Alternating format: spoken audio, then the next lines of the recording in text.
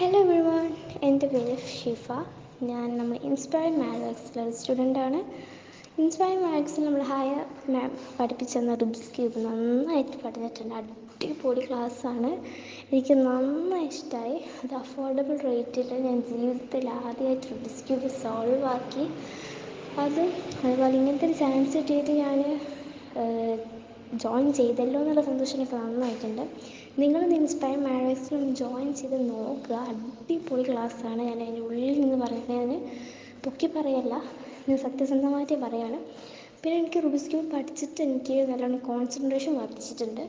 അതുപോലെ വായനാശീലം നല്ലോണം വന്നിട്ടുണ്ട്. ഫോൺ അഡിക്ഷൻ നന്നായി മാറിയിട്ടുണ്ട്, വീട്ടുകാരൊക്കെ പറയുന്നുണ്ട്.